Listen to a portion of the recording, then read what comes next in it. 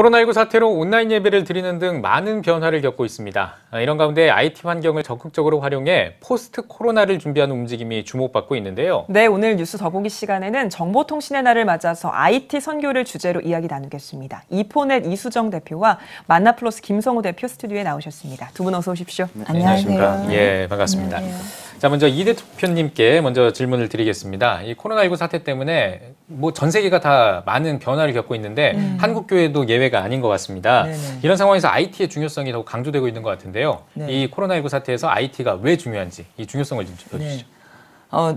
아무도 생각하지 못했던 초유의 사태가 벌어지면서 절대 IT로 안 돼, 온라인으로 안 돼 하던 것들이 줄줄이 IT로 넘어가고 있잖아요. 맞습니다. 예. 공교육이 넘어가고 있고 재택이 안 되는 업종들이 재택을 할 수밖에 없고 아시는 것처럼 우리 공예배가 온라인으로 바뀌게 됐어요. 맞습니다. 네. 근데 이때 만약에 IT가 없었다면 온라인 기술이 없었다면 어떻게 됐겠어요. 모든 게 다 마비될 한국이었는데 다행히 우리나라는 IT 기술도 되게 좋고 미리 그런 어떤 온라인 인프라가 있었기 때문에 그나마 이 위기를 좀 넘길 수 있었어요. 네. 근데 단순히 오프라인으로 하던 예배를 온라인으로만 바꿔놓는다고 그게 다 되는 게 아니거든요. 제가 웹툰의 예를 한번 들어보면 만화책이 있잖아요. 그걸 그냥 작게 해서 모바일로 보는 게 웹툰이 아니잖아요. 우리나라가 웹툰 강국이 된 건 모바일 환경에 만화를 더 잘 볼 수 있도록 최적화를 시킨 덕분이란 말이죠. 네. 예배에 대해서도 그런 고민이 필요할 것 같아요. 단순히 온라인 예배를 녹화해서 오프라인 예배를 보여주는 것이 능사가 아니고 좀 더 진지한 고민이 필요할 것 같고요. 또 교회는 예배뿐 아니라 양육이라든지 교제라든지 이런 또 중요한 부분이 있잖아요. 신방이나 그런 것들을 어떻게 SNS나 이런 IT 기술을 활용해서 할 수 있을지에 대한 그런 진지한 목회적 고민도 필요하고요. 그리고 다음 세대들은 디지털 네이티브잖아요. 그렇죠. 대부분의 시간을 온라인에서 보내고 있고 또 우리들보다 IT 기술을 더 잘 활용하는데 어떻게 그런 다음 세대들을 IT를 활용해서 양육하고 교회 안에서 품을 수 있을지에 대한 진지한 고민이 필요하다고 봅니다. 네, 이번에는 김 대표님께 질문을 드리겠습니다. 네. 이번 코로나 사태 때문에 코로나 사태가 신천지의 위장 포교에 대한 경각심을 깨우는 계기가 됐다라는 말도 많고요. 그런 상황에서 한국교회가 제대로 대응을 해왔냐, 부족한 점이 있었던 것 아니냐라는 목소리도 높거든요. 어떻게 생각하십니까? 네, 원래 전투에 있어서도 이제 방어하는 쪽이 공격하는 쪽보다 훨씬 힘이 듭니다. 그래서 신천지 같은 경우에는 이제 공격하는 입장이거든요. 그리고 저희는 이제 한국교회는 방어하는 입장인데 방어를 하기 때문에 저희는 좀 10배 더 준비를 하고 더 대안을 마련하고 이렇게 체제를 갖추고 있어야 되는데 저희는 그런 게 없었죠. 그래서 그 정반대로 신천지는 저에게 10배 강한 그런 공격력을 가지고 있습니다. 그래서 좀 아쉬운 부분이 되지 않나 생각하고 있습니다. 네, 알겠습니다. 지금 말씀해 주신 것처럼 교회 운영을 할 때 어떤 그 전산화 같은 게 잘 돼 있지 않아서 또 이렇게 어려움을 겪는 상황이 많이 있는 것 같습니다. 한국 교회가 그러면 IT를 어떻게 활용을 할 수 있을까? 어떻게 활용을 해야 될까요? 제가 가능성의 여부보다는 제가 시스템적으로만 좀 말씀드리자면 한국 교회는 6만여 교회가 하나로 연결할 수 있는 그 신앙 생태계, 즉 플랫폼을 가지고 있어요. 그래야 통합적인 관리가 이루어질 수 있기 때문에 이제 그렇게 필요한 건데요. 지금 한국 교회를 보시면은 이제 IT 쪽이 굉장히 낙후되어 있어요. 그리고 거기 안에서 보면은 이제 전산 정보 프로그램들이 다 갖추고 있지만은 그걸로 아직까지 뭐 이렇게 대처할 만한 그런 방어 태세들을 갖추고 있지 않습니다. 그리고 이제 현실적으로 저희 걸 보자면은 그런 게 있죠. 절대적으로 이렇게 보면은 프로그램 가지고 뭘 활용을 못해요. 활용을 못하고 그다음에 여기 안에서 보면은 지금 이제는 그런 이 프로그램 가지고는 정말 저희가 어떻게 우리 교회 교인이라도 제대로 활용할 수 있는 그런 방안들이 필요하지 않나 이렇게 생각을 하고 있습니다. 네, 다시 이 대표님께 돌아와서요. 그야말로 스마트 환경 속에서 살아가고 있습니다. 따라서 한국교회 목회 전략도 이런 환경에 발맞춰서 바뀌어 나가야 할 텐데 이번 사태로 또 온라인 예배도 많이 주목되기도 했고요. 어떻게 나아가야 한다고 보시나요? 네, 포스트 코로나를 한국교회가 준비해야 된다고 보는데요. 솔직히 IT 기술을 활용해서 오프라인을 온라인으로 단순히 옮기는 거에 만족하면 안 되고요. 그동안 오프라인이어서 못했던 것들, 제약됐던 것들을 온라인 기술을 활용해서 적극적으로 대체해 나가면 훨씬 더 효과를 볼 수 있을 것 같아요. 예를 들어서 예배는 어떻게 보면은 한 예배를 원웨이로 드리잖아요. 예배 뭐 초신자부터 장로님까지 한 설교를 들어야 되잖아요. 근데 만약에 우리가 이제 기술을 잘 활용해서 초신자들에게는 초신자에 맞는 눈높이에 맞는 쉬운 설교를 그 시간에 들려주고 그다음에 만약에 좀 장로님 같은 분들한테는 조금 더 진지한 좀 그런 메시지를 들려준다든지 이렇게 활용할 수도 있고요. 네. 그리고 설교 시간에 질의응답이 안 되잖아요. 근데 초신자들은 저 말이 뭐지? 뭐 왜 죽었지 저 사람은? 뭐 그럴 때 그걸 만약에 SNS로 뭐 메시지 같은 걸로 물어본다든지 이런 것들이 가능해지거든요. 그래서 온라인을 단순히 쓰지 말고 좀 더 적극적으로 활용하면 좋겠다라고 말하고 싶고요. 중요한 게 개인화인데요. 뭐 스트리밍 영화 서비스를 들어가 보면 같은 영화라 그래도 대상에 따라서 로맨틱을 좋아하는 사람한테는 로맨틱 썸네일을 보여주는 식으로 세상 기술들은 엄청나게 개인화를 잘하고 있어요. 근데 교회는 개인화를 여태까지는 오프라인이다 보니까 참 어려웠거든요. 온라인을 활용해서 개인화를 좀 더 적극적으로 해보면 좋겠다라는 이제 대안을 드리고 싶습니다. 예, 알겠습니다. 지금 말씀해주신 거의 연장선인데요. 또 이게 온라인 예배를 하면서 또 많은 성도님들이 겪는 고민이 헌금을 어떻게 할 것이냐, 그렇죠. 이 부분이거든요. 그래서 이제 IT 시대잖아요. 온라인 헌금이나 기부 이런 거에 대해서 실제적인 대안이 있다면 짚어주시면 좋겠습니다. 솔직히 그 계좌번호에다가 뭐 그 헌금 종류를 써야 된다든지 자기 교인 번호를 써야 된다든지 저도 되게 어렵거든요. 근데 실제로 만약에 헌금을 드릴 수 있는 그런 앱이 있다든지 그러면 얼마나 좋겠어요. 그렇고 또 뭐 블록체인이라는 최신 기술이 투명성과 어떤 신뢰성을 담보해주는 그런 기술이거든요. 블록체인이라는 기술을 활용해서 앱으로 편리하게 내가 누군지를 밝힐 거 없이 내 핸드폰으로 드리니까요. 앱으로 드리면 그런 게 다 가능하거든요. 그래서 쉽게 헌금을 드릴 수 있는 그런 앱이 있고요. 뿐만 아니라 또 교회에서 강조하는 것 중에 하나가 이웃사랑이잖아요. 그런데 우리가 헌금 드리는 앱에서 만약에 이웃들에게 기부나 구제를 같이 할 수 있다면 얼마나 좋겠어요. 그래서 기부 앱에서 헌금도 드리고 이렇게 할 수 있는 블록체인으로 또 투명성도 담보하고 이럴 수 있으면 참 좋겠죠. 그런 앱이 있어요.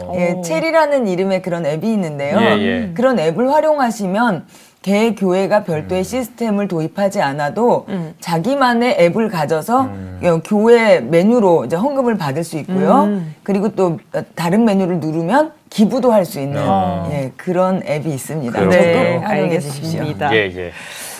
일반 개교회뿐만 아니라 총회와 노회 차원에서도 IT 기술들을 잘 접목해서 활용할 수 있을 것 같은데 한국교회 IT 기술 어떻게 좀 적용해 볼 수 있을까요? 또 다르게.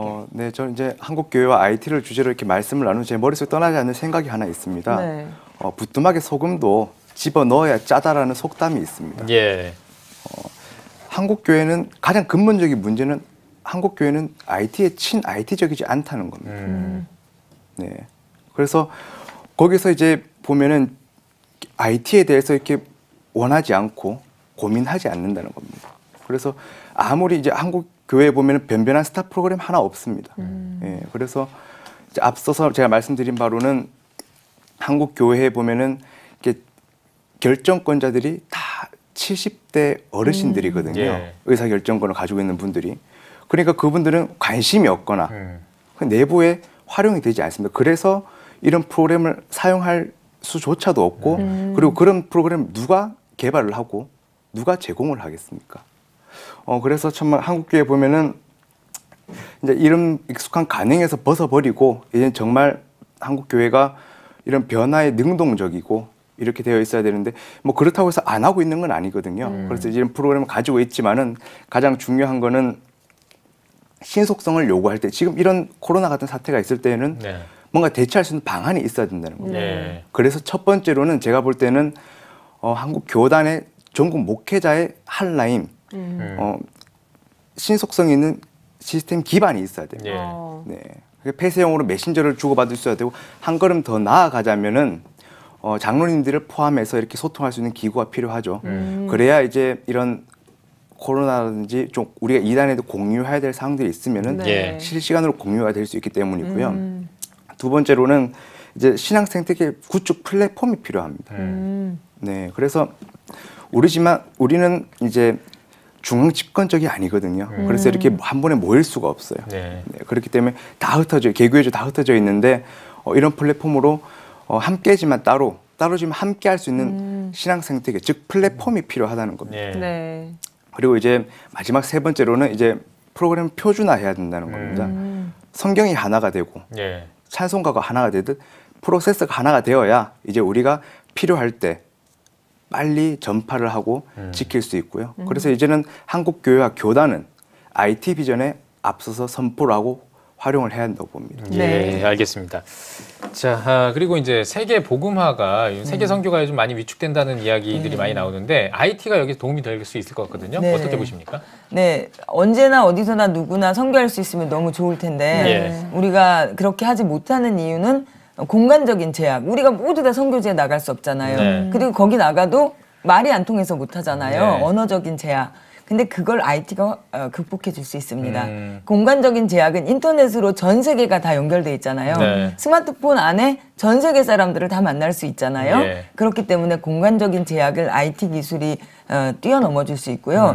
그리고 번역기 엄청나게 요새 맞습니다. 활용되고 있는 거 아시잖아요. 네. 번역기를 이용하면 실제로 언어적인 제약도 극복할 수 있어요. 그러면 정말 예수님께서 대위임령으로 모든 기독교인들에게 복음을 전하라고 했잖아요. 선교하라고. 그 IT를 활용하면 언제나 어디서나 누구나 IT를 활용한 선교사가 되실 수 있습니다. 예, 네. 알겠습니다. 또 다음 세대들 같은 경우 디지털 문화에 워낙 익숙한 세대이기 때문에 다음 세대 활성화에도 이 IT 기술들을 활용할 수 있을 것 같은데 이 부분은 두 분 모두에게 질문을 드릴 텐데요. 먼저 대표님께서 어떻게 나아가야 하는지 말씀해 주시죠. 다음 세대들은 디지털에서 놀고 있잖아요. 온라인에서 대부분의 시간을 보내고 있는데 그 온라인을 우리가 방치하면 안 될 것 같아요. 그래서 저는 그 온라인 안에서 그들이 즐기고 선용할 수 있는 그런 IT 복음적인 컨텐츠들을 많이 제공하는 것이 참 중요하겠다. 그리고 또 잘 활용할 수 있는 어떤 윤리적인 문제라든지 요새 뭐 윤리적으로 IT가 되게 나쁜 일이 있었잖아요. 그런 것들을 피할 수 있는 무장을 선제적으로 시키는 것이 중요하겠다. 이렇게 말씀드릴 수 있겠습니다. 네, 김 대표님도 말씀해 주시죠. 네, 제가 좀 여쭤볼게요. 사람들이 무인도에 갈 때 10대나 20대나 뭐 30대 마찬가지입니다. 가장 가지고 가고 싶은 게 뭔지 아십니까? 스마트폰입니다. 예. 그래서 스마트폰이라는 거는 이제 이 안에서 패러다임이 바뀌었습니다. 이제 IT가 나왔고 여기 안에서 우리는 이제 정말 다음 세대들인 스마트폰을 가지고 돌아다니는데요. 여기 안에서 복음을 전할 수 있어야 됩니다. 그리고 이제 여기 안에 전도를 할 수 있어야 되고요. 그래야 이제 다음 세대 꿈을 꿀 수 있는 장터를 마련해 줘야 된다는 겁니다. 그래서 가장 중요한 거는 다음 세대보다 기성세대의 마인드입니다. 지금까지 기성세대가 있을 수 있었던 거는 복음, 신앙의 선배들이 있었기 때문에, 희생이 있었기 때문에 있을 수 있었던 거였거든요. 이제는 그 다음 세대를 위해서 기성세대의 희생이 필요하다는 겁니다. 그래서 한국교회도 동참해서 정말 다음 세대의 목소리를 듣고 다음 세대들이 원하는 걸로 이렇게 지를 잡더라도 지가 좋아하는 걸 놔둬야 지를 잡을 수 있잖아요. 그리고 다음 청년들이 좋아하는 걸 두고 잡아야 다음 세대 청년이 돌아올 수 있을 거라고 생각합니다. 예, 알겠습니다. 자, 이제 마지막으로 한국교회와 성도님들을 위한 메시지를 좀 들어보고 싶은데요. 먼저 우리 김 대표님, 그 다음에 이 대표님 순서로 듣겠습니다. 네, 모두 다 한국교회가 위기라고 합니다. 근데 저는 위기 속에 항상 기회가 있다고 생각을 합니다. 이제는 변화를 해야 될 때입니다.